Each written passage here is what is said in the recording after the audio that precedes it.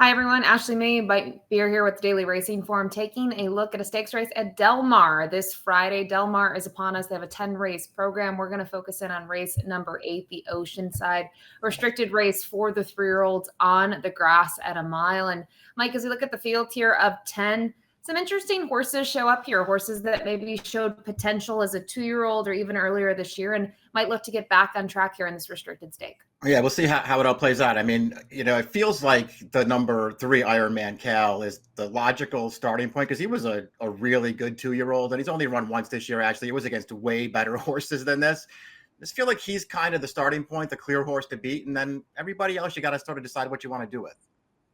We'll take a look at the Timeform US pace projection here for this mile turf event and expect a fast pace here. Kales Angel might be in the mix from post 6. He wasn't as forward last time out in the max field, but a little bit of a different ball game going 7/8 at Churchill Downs. Now he's going to stretch out over a turf course that he has experience over. And I think Lyall the Crocodile is going to be a key part of this as well, Mike. A horse that when we look at the lone effort stateside, quite forward going a mile at Santa Anita.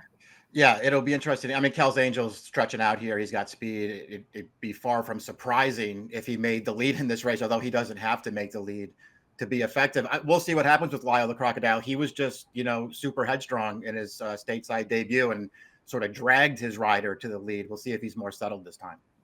And the late pace flag is attached to the 7-game warrior for Peter Miller, in Jet Horse LLC. We'll jump right into it, though, with the number 1, Cali Cat, who comes into this race off back-to-back second place finishes, but completely different races. One was on the downhill at 6.5 and more recently at a mile and an eighth. And curious to get your thoughts, Mike. I kind of like the move of going from the downhill, going long, and now cutting back to a mile.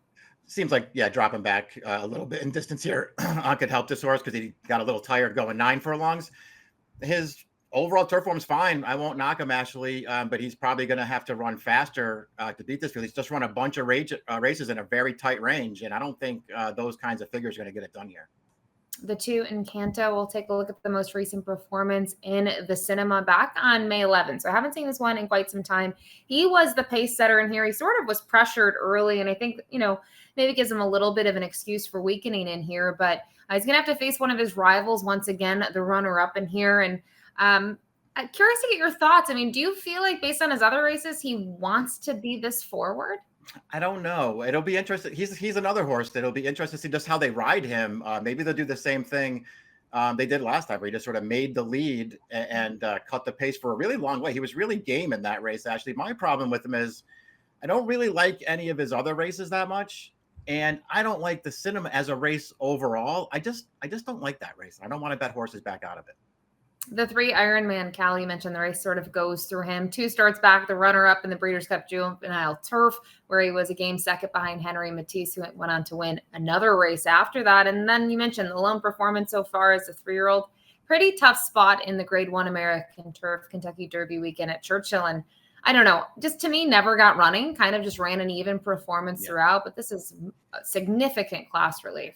Yeah, he's just I'm not going to sit here and suggest he ran great in that American Turf, but that was just such a tougher field than this one.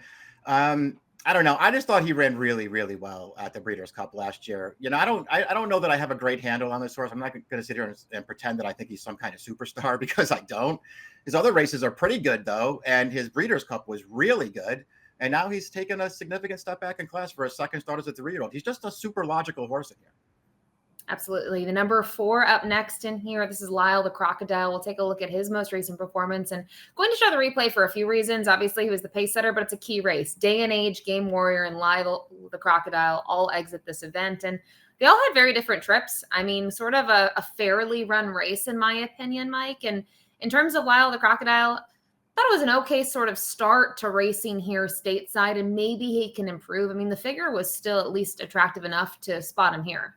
Yeah, I agree. I mean, I would just say it is a kind of a key race to evaluate when you're talking about this race now, Actually, and I would just suggest people go back and watch the full replay of it because we showed you the stretch run, but you could see early in that race, Lyall the Crocodile, his rider didn't want him to be on the lead. They were trying to rate this horse in behind. He totally blew the first turn because he wouldn't settle, and he just dragged his rider up to the lead up the back stretch. I don't think that's the trip they necessarily wanted for this horse, and he got tired at the end of it. So, we'll see how much he benefits from that performance. I thought he was getting better earlier this year over in Ireland before they shipped him over. And I think he ran maybe better than it looks last time.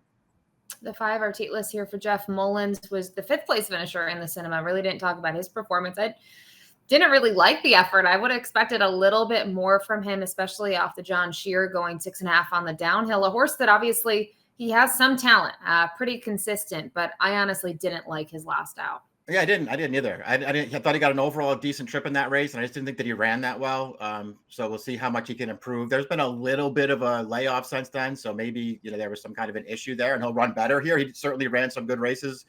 As a 2-year-old, he did finish ahead of Man Cali in the Zuma Beach, but man, this horse just got a perfect trip in that race, and then he got disqualified and placed second. The 6 Kales Angel we saw might be part of the pace based on what we've seen so far to date. And this is a horse that's going to stretch out for the first time in quite some time. Actually, the only long race this year was on the dirt at Oaklawn, where he was 3rd in the Smarty Jones behind Cold Battle and Mo Quality.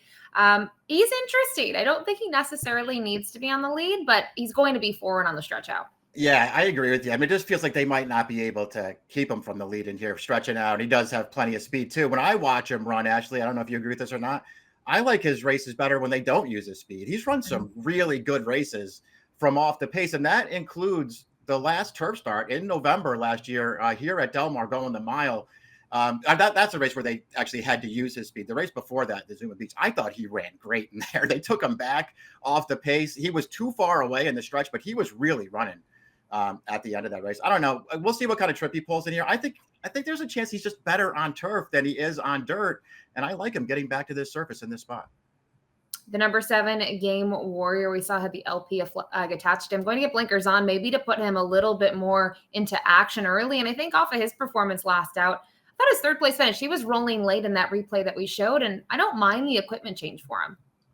Yeah, it'll be interesting to see what they do, put the blinkers back on here. I don't know. He's another one. He was in that Cinema 2 back. Again, it's a race we talked about already. I don't like that race and sort of didn't want horses out of it. This horse did run okay last time, but he was the favorite. I thought he got an overall good trip in that race, and he just really wasn't good enough. And, as much ground as he made up late, he got outclosed by the runner-up in there, who was also really far back. The 8 Day and Age up next for Richard Mandela. Back-to-back wins now, is able to graduate 2 starts back, then face winners for the first time. This is a horse that I'm really curious how this one's going to be bet, Mike. I feel like could potentially be a little over bet in this spot. Obviously, the 2 turf races have been a wake-up call, but I don't know how short I want to go on this colt. I feel the same way. I'm glad you brought that up because I don't really have a good handle on how they're going to bet this race. Seems like obviously Man Cali will take money, and I think this horse will take money too. 2 turf races are good. He should be forward in this race. He can get another good trip like he got last time out of that allowance race there in the middle of June. I kind of preferred Lyall the Crocodile out of that race, but we'll see. The 9 Mala going to be a big price on the board. Trying the turf for the first time has been at Golden Gate and Pleasanton most recently, and we haven't seen this one in quite some time. I mean, the body of work hasn't done anything wrong, but this is obviously a big jump up in class. We mentioned it, the layoff and the surface change all at once. He's got a lot working against him here. There's turf in the female family here, so I'm not surprised they're making the surface. I really don't like Union Rags as a turf sire, but there's a lot of turf on the bottom. And then the 10 Bod Zafa going to round out the field. This was the runner-up in the Cinema, and this is a horse that I think had some things to prove. Obviously, coming out of Turf Paradise and Emerald Downs before that, and was on a win streak. And I actually think this horse sort of, stepped up to the challenge last time out. Now in the barn of Jerry Hollendorfer. I think at a big price, this horse could be very intriguing here in the exotics. Certainly held his own in the Cinema last time. There's no doubt about that. I thought he's another one I thought got a pretty good trip and just wasn't quite good enough, but he certainly held his own in that race. I don't want to keep bashing the Cinema. I don't want to bet any of those horses, so they'll probably, run 1, 2, 3 in this race. But this horse is fine. I'm just not going to bet it. All right, let's move to top picks. We know you don't like the Cinema. We have to figure out which horses you like here, though, in the Oceanside. And you'll go with the 6 Kales Angel, who I agree with what you said. I actually prefer him stalking. I think that's where he becomes a big danger in here if they do that. Yeah, I don't know what kind of trip he's going to get in here. I won't argue if they wind up on the lead because it kind of feels like that could be where he is. But I'd like to see him maybe sit off of another horse. Either way, I like him getting back to turf. I don't mind them stretching him out to a mile here because I think he's fine over this distance. I just kind of feel like he's underrated a little bit. He's going to be a fair price in here. So I want to bet him, and I'll use him with your top pick, who I think is the horse to beat. He's the horse to beat. I'm chalking out Man Cali. I think this is just significant class relief. He's getting into a restricted spot that fits him well, and obviously likes it at Del Mar. But I mentioned it at a big price, Bod Zafa. I wouldn't count this horse out. I know you don't like the cinema, but a horse that went off at 15-1. Kazushi Gamura got some experience aboard him, and I think he might sit an okay trip in here. He draws the outside, and he'll be a much bigger price than the 3 in here, Man Cal. But Kales Angel on top for Mike, 6-3-4-5. 3-10-8-5 for me. It's the Oceanside this Friday at Del Mar. Good luck.